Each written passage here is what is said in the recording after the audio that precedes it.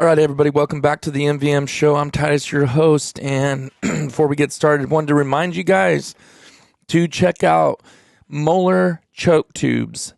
Guys, if you're needing a choke tube that makes your shooting percentages go up like it has mine the last 2 years, undoubtedly, I track all my shells. I track my shooting every season for the last 4 years, I think now, and it definitely has brought my percentages up. Obviously, you got to be a better shot too and put it where it needs to be. It doesn't magically drop the birds for you, but when your patterns are fuller, denser, they look better. That makes a huge difference. And also, just the implosion of it. If you shoot it on water and you see, looks like someone throws a bunch of rocks, gravel on when you shoot at a bird on the water, or if it looks like an actual implosion, that's what you want to see. So if you guys want to check it out, or you've been thinking about it and debating it, every single person that has gave me feedback that has bought the chokes, which is, I would say, dozens and dozens and dozens. I almost want to say hundreds at this point, but I don't want to exaggerate. They have not regretted it and said, thank you. It's the best thing I ever did. I'm never going back. If you want to get 10% off, you can put in the code MVM 2024. I know we're in 2025 now, but the code's staying the same. As far as I know, if it changes, I'll let you guys know, but put that code in and you'll get 10% off. All right, let's get into it. The Sledgehammer. That's what this one's going to be about. And we're going to talk about old Sledgy boy. Big Sledgehammer himself. He's about a week and a half away from being 6 months, and formal training will begin. He can sit. He can even stay now. He kennels when I tell him to kennel. He'll stay, which that's not really something I needed to work on, but I kind of just been playing with it a little bit. He can already jump in my truck. Dude's like a jackrabbit. I do back my truck kind of down. I'm like in my driveway's raised, right? And then you got the dip. So if I back to where my back tires go and kind of, it makes the bed sit lower, right? And a couple of days ago, he jumped in for the first time in the bed, and it was pretty cool. So he's learning. He's getting big quick. His energy levels, it's like, I don't know. I've heard some guys say, I thought even Barton told me that it was like 3 or 4 years before they kind of like level out. And I'm like, oh my goodness, I hope not. You know, it feels like most dogs are year and a half, 2 years, and they kind of level out and don't get so tweaker. But I don't know if this dude's I don't know. We'll see. I think it's just going to take a lot of discipline with him and a lot of harnessing that energy and exercise and things to do. So I just want to go over some training things and things I think I could help. And if I have to ever come back to this, if I need to for myself, I'm going to put a lot more details. I kind of touched on Sledge in episode 336 and Rocky's injury and all that stuff. But this one, I want to go into details about the food. Oh, you know what? That's what I wanted. I was going to take a picture of that bag. You know what? Actually, I might be able to pull that up. I don't know if I could. Let's put in feeding chart for Eukanuba puppy chow. Let's see if they actually have okay, they do have the bags. Let's see if they got the back of it where it says oh yeah, good. Sweet. They do have the feeding table. Okay, cool. So, all right. So maybe I'll just go into this first, because this is something I don't really think I've ever seen anyone on YouTube or anything, and I haven't even put in my own videos that I know of. I mean, I don't really go back and watch mine unless there's something specifically I'm looking for. But I think I am going to put this in my videos. In fact, I have footage of it, and I'm going to put it in a YouTube video of this training of Sledge. I don't think they're going to be as much as Rocky and Kelly was, as far as many, but the things that I put in it are going to be very important things that could kind of substantiate and fill in the gaps that I missed on the other two training series. So the feeding. So on the back, what I feed Sledge is, I didn't start feeding Rocky Eukanuba till he was over a year, because I didn't know about it. But the amazing thing about Eukanuba, it has it has glucosamine and chondroitin in it. The puppy chow actually of it, I'm not actually sure it does that, but at the point, I would say around, this is the wrong feeding table too. Oh, here it is. I think, I can't remember.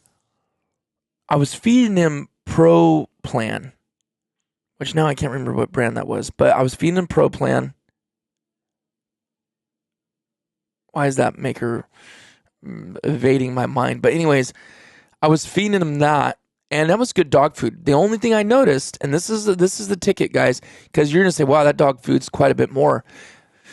It's around, give or take, around $100, depending on where you get it from. I do a subscription through Chewy.com.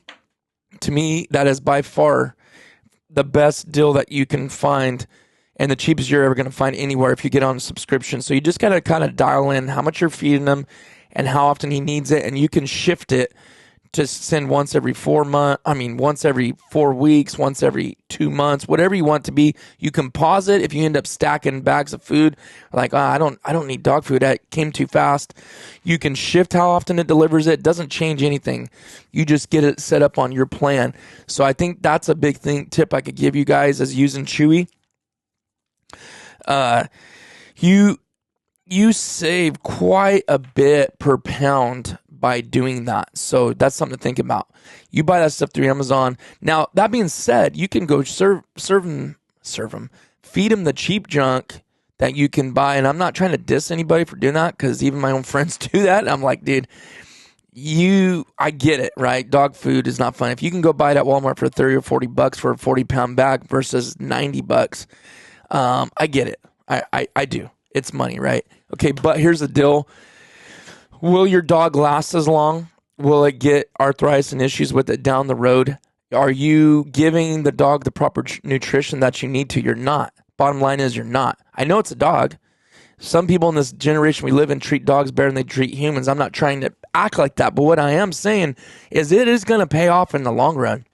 And when your dog is getting decrepit, 1, 2, 3 years before it should be because you didn't feed them the right food, well, then where did you really save? Because now you got to get another dog, or your hunting buddy is tapping out of its hunting earlier than it should be. So Rocky is in such good shape for his age. I feel like he gets heavy in the off season, but duck season he just looks amazing. He's about 89 pounds. I think when we took him to the vet, it was like 88 and a half, which is studly weight for him. Like he's like a machine at that point, solid, muscled up. No fat hardly, just perfect looking. He's kind of putting weight a little bit back on again because I'm feeding him the Eukanuba 30-20 blend. And one thing I didn't do last year that I forget about is I got to drop him to I think it's the 2017 blend.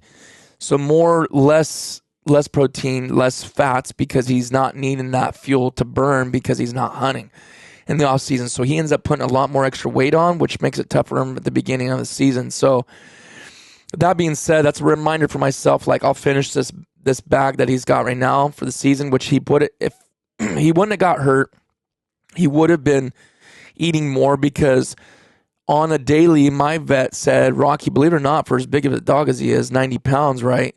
They're only wanting, he wants 1 cup of food in the evening at 5. Which sounds terrible. That's if he's completely stagnant, not doing anything. I usually give him closer to 2, which I shouldn't do that. But that's just, and he don't act like he's starving either, so it's not hurting him. Now, he goes out with me all day, and we're running over the mountains, or he's doing a ton of running. I'll give him 2 or 3. When we're hunting, I've given him up to 8 cups of dog food for 1 serving. One thing I've done that in 1 serving. One thing I've noticed, I'm like, that's a lot. Like, he's like done. But that being said, it's almost more like you're just giving him, he can munch on that all night. So say if I give him that at 5 in the evening and he doesn't end up finishing, maybe he eats like 6 cups. There's like a couple cups left in there. By the time I come back in the morning, he's eaten it all. So if he kind of nurses that overnight, by come the morning, he is so much better off for the hunt the next day. It's not even funny. like if we're on a trip hunt multiple days. Because when I first started taking him and I was new to it, I was realizing like, man, by day 2 or 3, he's done, right? Like he's smoked. But I wasn't feeding him that much. I was like feeding him maybe 3 cups. I didn't know how much you had to juice it up for when he's hunting hard. And it's all based on how hard. I gotta love that. I hate when I get those sores on my tongue. Probably from talking too much. I've been doing episodes, but anyways, poor guy was completely smoked by like day 2, and he was just like not even wanting to get out of the crate, didn't have no energy, looked like he was on his last leg, until I realized like, oh, I ain't feeding him enough. This is fuel. Like you're putting the fuel in the engine for the train, right? You're throwing the fuel in the fire to get it going, and that's exactly what it is. I mean, it definitely has way more of an effect on a dog than I think a human. Like I don't eat a lot when I'm duck hunting. Like if we're out there all day, I'll have some snacks, but like a dog needs that. Gotta have that. They're working harder than you, right? Especially if you have a dog, they're doing all the work. You're not going out and getting the birds. You're not doing anything. You're sitting there and the dog's doing it all. So yeah, it's a must. So I kind of got off on a tangent there about feeding a full-blown duck hunting dog, because I want you guys to know that I've said it before on here, but I want to say it again just as a reminder. Like, think about that when you're feeding your dog. Some people just open door to feeding as much as they want. My dad does that. I don't really agree with that. I know those dogs get they're heavier. And that's one thing we disagreed on, because he thinks Rocky sometimes look a little skinny. And I'm like, oh, I think your dogs are a little heavy. Like, they're athletes. So everyone's got their own opinion. I'm not saying one's right or wrong, but if they're an athlete, who do I want on my team? Yeah, I know there could be one that can shoot better and is a little bit chunkier, but I want one that has endurance, is going to make it till the end. So that being said, yeah, it's hard and unhealthy for a dog to be overweight out in the field, and be having free feeding is not what you do. You don't do that if you're an athlete. You don't just free feed and eat whenever you want, as much as you want. You're on a regiment. These basketball players and football players, they're on regiments, right? So anyways, that being said for that, but for the puppy deal and feeding him, I gave you, check out chewy.com, get on subscription, save a ton of money. If you don't want to use, don't use it, but I'm just telling you, Chris Aiken and many, many other, even Barton Ramsey with Southern Kennels, most of these guys all use Eukanuba. There's a reason. Yeah, sponsorship. Okay, yeah, they sponsor him, but they can go get sponsored by anybody. So why do they choose to use that one? Because glucosamine, chondroitin helps with the arthritis and all those things. Take that away. And I've actually know testimonies of people I know personally that their dogs couldn't even walk, and now they're running around the house. They can run up the stairs. They couldn't even used to go up the stairs. So it works. I mean, it works for us. We use the same thing as glucosamine for our joints, right? And it extends their health. Now for the feeding for Sledge, okay, so here is a list. I know this would be kind of hard to remember, but one thing that confused me about these daily feeding guidelines, I was like, okay, how's this work? And I used to think, okay, whatever they weigh, that's what you feed them. But it's not what it goes by. It tells you target adult weight. So if your puppy's 8 pounds and the target weight that puppy's going to be, which is a little small, I don't know what kind of dog would be at this weight, but like say it's this 26 pounds. So if that's the target weight, that dog's going to be at, give or take, then at 2 months old, you want to feed it 2 cups a day. And when they say when they're puppies, you're best to do morning and night, but then at some point you switch it just to once a day. I know some people still do twice a day, but once Sledge probably hits a year, I'm probably just that might be the point, maybe a year and a half, I'll switch to 1 time a day in the afternoon, not late at night, because like Dr. Byerly said, one of my vets, he said it's like a human. You feed them 10 o'clock at night and then you go straight to sleep. You're going to put fat on necessary weight. So do it earlier, let the food digest. It makes complete sense. You could even feed them in the morning of a big day, of a big hunt, but you need to make sure there's plenty of gap between when you start hunting, because their stomach could flip and it could kill them. If you want research into that, I'm not going to go over that in here, but that definitely can happen. I know of it happening. But to me, it's like us, get up. You could give them, if I want to, and I tried it a little bit. If I knew it was going to be good gap between hunting, I give him like half a cup of food and then go hunt all day and then finish out the regular 4, 5, 6, 7 cups, whatever I finish him out with. So he has energy for the day and then he can finish off at night and rest and recoup for the next day.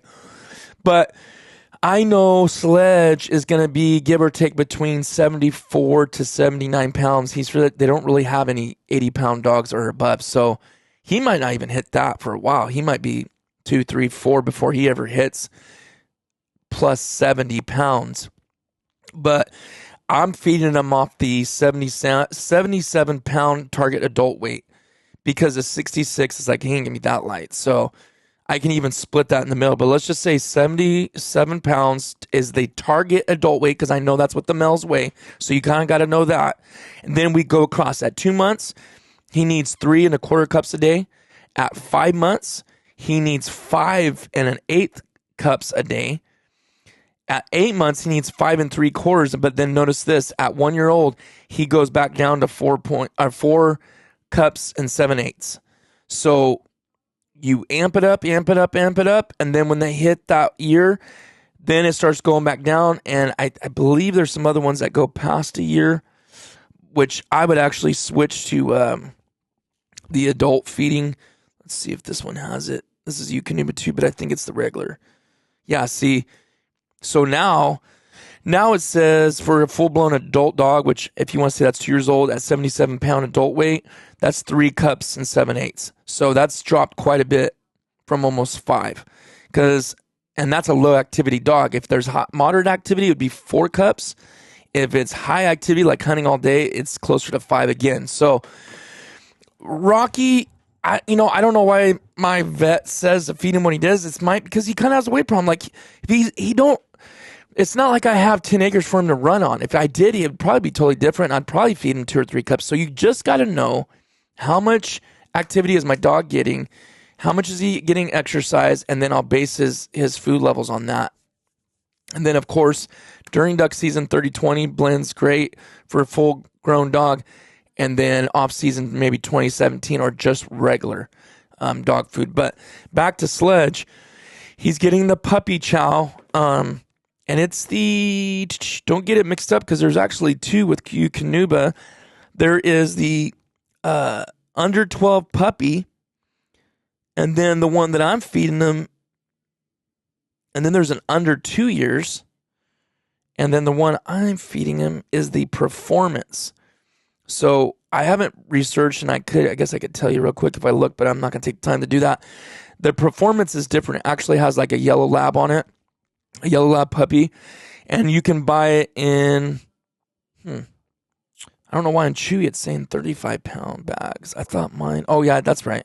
So yeah, so on auto ship, if you just buy a 35-pound bag, it's basically $3.15 a pound, or $109 per bag. If you get on auto ship, you save $5.50 a bag if you do auto ship. So it's 5% off. You're saving every month. And yeah, let's see here. The bigger bag, the smaller bag you get, you're actually spending more. So you're better off. If you buy a 4-pound bag, it's $6.50 a pound. If you buy a 28-pound bag, it's $3.58 a pound. And if you buy a 35-pound bag, it's $3.15 a pound. So the bigger the bag you buy, the better you save. And then when you do auto ship, you even save more. So check it out. Like I said, I'm not trying to put anybody down if you're using something else besides Eukanuba. But man, guys, when you have an athlete, it's pretty crucial to do the best you can. So yeah, so even in the puppy, the Performance Puppy Pro dry dog food, it still has glucosamine and chondroitin. So he's been having that from day one. That dude, as soon as he started eating dry food, Sledge has been getting this in his body. It's going to help him. And I can tell you another thing is not letting him jump out of the truck. The hard thing I'm going to have, Rocky's never fought to jump out.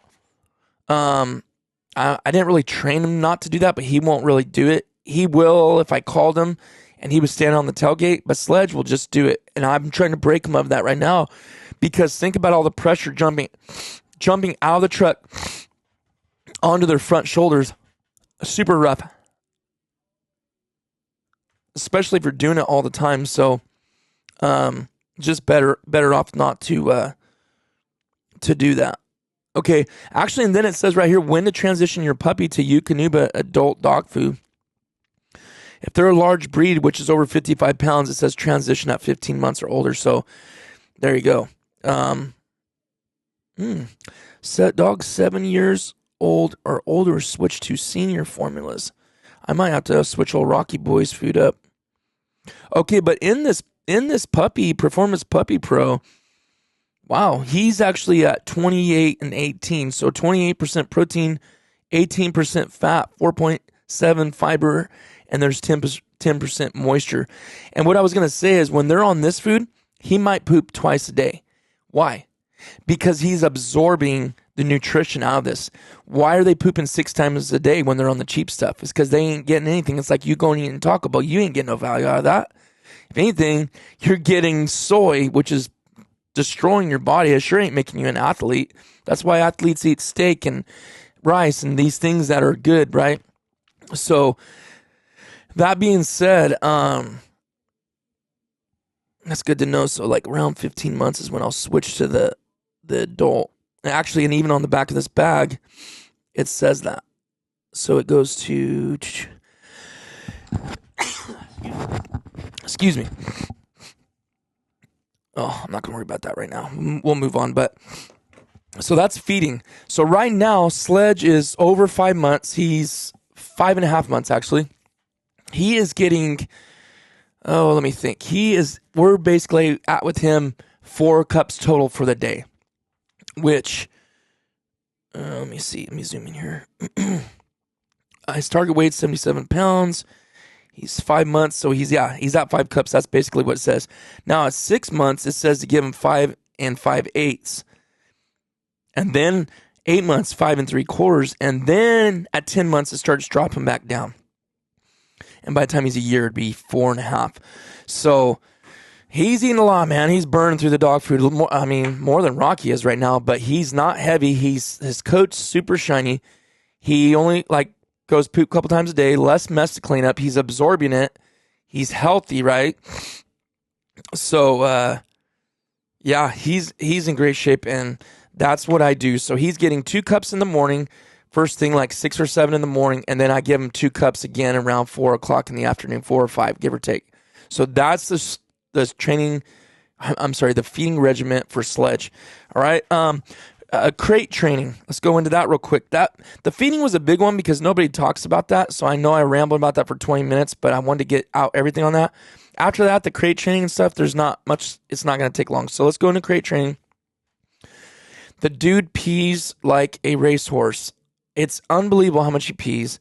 I talked to Josh, my buddy that has the Southern Oak Kennels dog, which is a British, full-blood British lab, and he said his does the same thing, and then when it got older, it kind of stopped doing that. So the crate training was miserable. Absolutely terrible, miserable.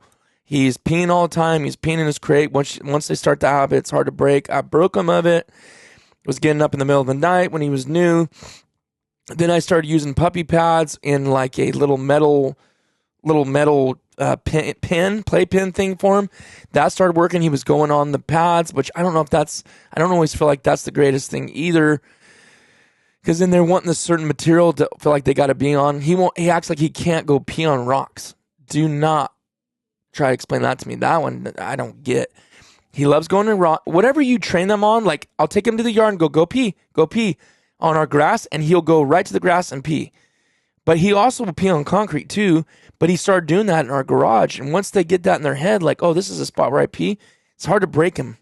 And I'm not saying it's wrong to go pee on concrete, but like around the house and stuff, it could get frustrating because like if he's in the garage and the house, outside of the house, on the side of the house, the yard, he's going in places you're like, why are you going there? It's like most dogs want grass or sand or something. So he's been kind of goofy on that in my opinion. And maybe it's to my own fault. I don't feel like it is, but he'll sit there and hold it. And then he'll go in the dumbest spots. And I'm like, what is wrong with you, dude?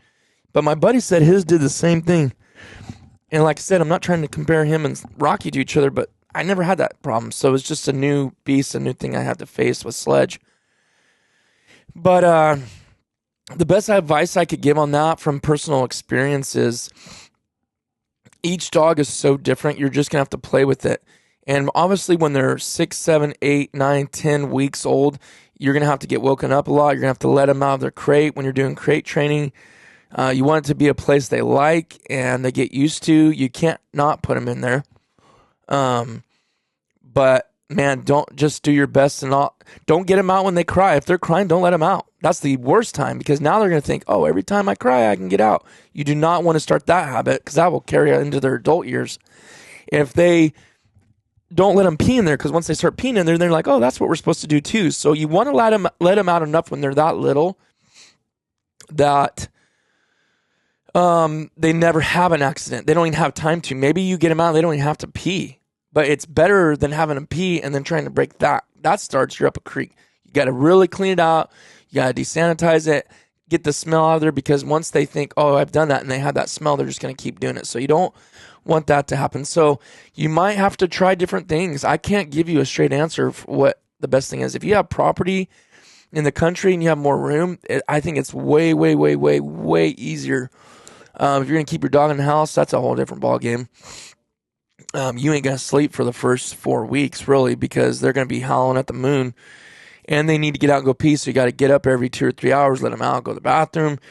Rocky wasn't like that. I didn't have to let him out a lot. I don't know if he just better holding it, bigger bladder, what, but it wasn't like that for very long before he could go 6 to 8 hours. Even Barton Ramsey said at that age, at like 10 weeks or whatever it was, 11 weeks, they should be able to go 6 to 8 hours, no problem. So I don't know, but this joker couldn't. So we got that dialed in. That's not a problem anymore. Went through it, but boy, it was not fun to go through. So yeah, just try different things. Maybe a playpen, maybe the puppy pee pads. If you got other things to do it, then that's good for you. But that's how I had to do it for a while and get that under control. And cutting water off early. I was cutting it off at 6, and it seemed to help, and he wasn't peeing no more in it. My buddy said he cut it off at 4 in the afternoon. So I was like, man, that seems kind of harsh, but it's not. They're not going to die. They don't have water. I mean, there will be. That's why you should probably feed them around that time.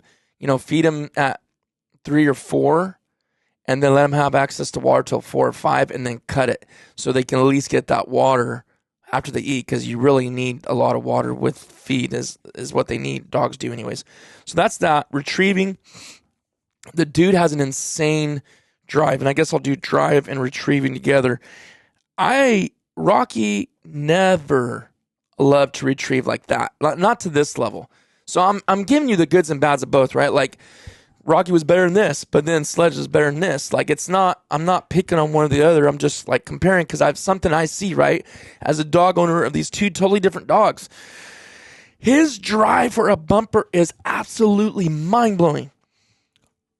I could throw 2. I know we don't want to overthrow, but you got to remember, stick to what the mindset of that pup is. Some pups, if you throw them one bumper and then throw them a second one and they distract and they look over at a butterfly or a bird and they run it off, you're done. I wouldn't throw that dog another bumper again for 2 weeks, and I'm not even joking. I didn't throw Sledge bumpers for and this probably might be why his drive is like it is, guys.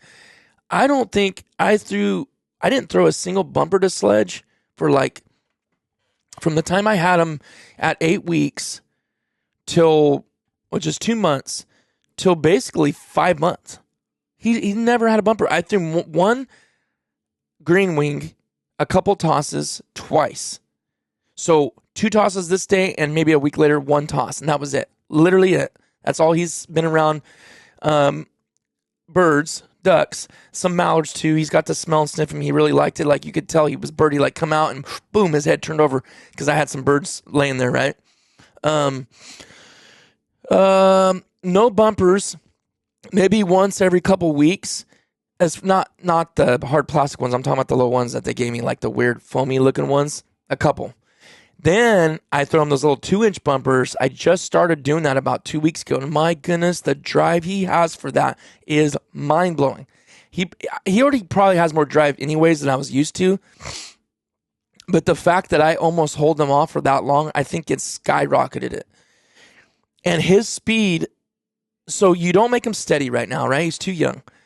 It's basically before he's hunting is where you start doing the steadiness. I don't do that one. I want to keep his drive up. So I say sit, he sits. And as I'm getting ready to toss, he's jamming already. Woof, and I chucked that bumper. I wasn't at first throwing it that far. Then I'm like, okay, this guy's loving to get this. I'm throwing it about as far as I can throw it. And he is, I mean, ears tucked, tail tucked. I mean, just getting it. And I'll throw it into some thick stuff too, and he'll sniff it out. His nose is actually pretty phenomenal, I feel like, for his age. I see him using his nose a lot more than I expected. Usually puppies aren't usually using their nose too much. He's constantly using his nose, like very birdie, very nose to the ground. So I'm really liking to see that. It's good sign. And stuff I've seen on Barton Ramsey's page, the things those dogs are doing and Sledge's dad, Rio, is doing, I was like, okay, these guys aren't just about speed and drive. They're also very smart. Jumping over fences over in the UK, like I'm talking like 4-foot fences, just jumping over it with ease and pulling birds out, sniffing birds out. So I'm excited because to me that's huge, important, very important to where I hunt, what I do. I need a birdie dog that is going to use his nose to get in those toolies and get those birds. So I'm highly confident he's going to be able to do that, and will do it on his own and learning from Rocky too as well. But anyways, I've thrown it in some thick stuff where you couldn't even see it, and he's went out there and pulled it out of that, and he's not even 6 months old, guys. He is crazy birdie, loves a bumper, comes straight back to me. Every once in a while I'll throw a lead on him just in case he tries to get away, to pull him back in if he tries to go past me. But dude, he comes beeline right to me. He wants to give it to me. He knows it makes me happy. He absolutely loves doing it. And I feel like he's doing it because he knows I like it. It's not even like, is he just doing it because he likes to do it?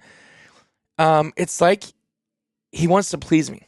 And that's a very, very good thing to have in a dog. He's very smart. I really feel like he's too smart for his own good. He stares at me. He waits for commands. He looks into my eyes. That's what you want. Has he absolutely drove me nuts and just almost ticked me off? Yes, multiple times. I can't even tell you how many times. More times than I can count. But I tell Sarah all the time, I go, he's so stinking smart. That's what's hurting him. It's like, that's what frustrates me about him is some of the things he does. For instance, digging. I know this sounds stupid because he's a puppy, but digging holes, shredding things, and I try to give him plenty of stuff to chew on. He loves bones, and as long as he's got a bone, he stays occupied. But it's just like, he knows he ain't doing the right thing. I know he knows that because he's got in trouble before, and I'll catch him, and he's like, oops, got me. So that's just the puppy stage. That's what happens. I get it. But there's just little things like peeing in weird places. Like, what are you doing, dude? So I know that stuff's going to get broke down the road, but anyways, he's just smart. So I guess I have high expectations for him, like I've done with other dogs. And then when you look back, you're like, I feel bad for feeling that way because they were a puppy. So I know that, but I'm just voicing how I feel. Don't come after me. But the retrieving, the drive, I'll go up on some super hilly stuff. Like I'm talking, I don't know what you would say the slope is, maybe like a 5% grade or 6. Pretty steep, guys. I'll have him out there and I'll be throwing him bumpers down the hill. It almost scared me the other day because he was jamming down so fast. I thought he was going to go end over end. And then he got it, turned, grabbed the bumper, it was coming up. I mean, just goof, like ears tucked, tail tucked. Like he is trying to come up that hill so hard and so fast. And you can't break this dude down. I'm like, when? Now, that being said, when we come home and I put him back in the yard, he's out. He's done. But the drive that is there, and you ain't breaking him down. It's like, I don't know if you could break this dog. Like, seriously.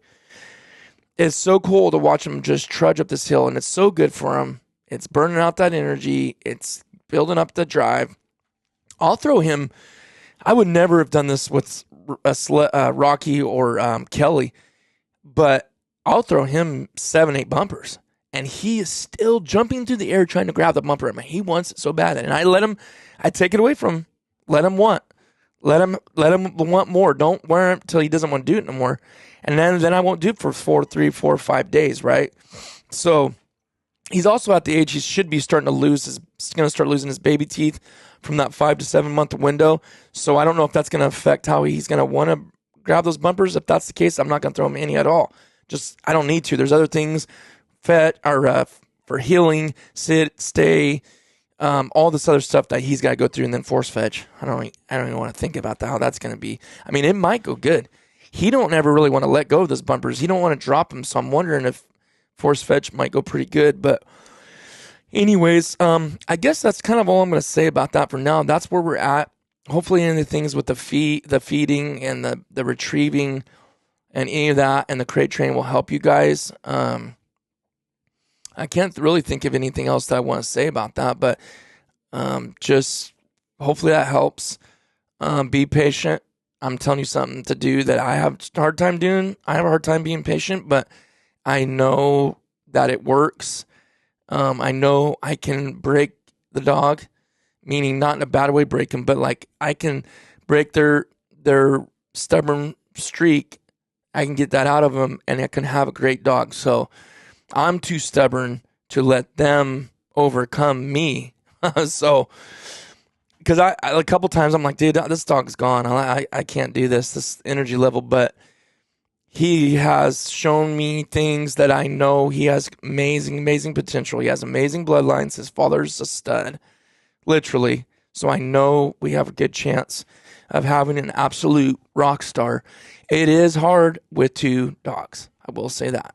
It just adds a different dimension. I just don't know if I'll ever let that happen again. I hate to go through that gap of no dog, but I'll just have to think about that because it just changes the dynamic of everything. So anyways, that's it. I hope that helps anybody.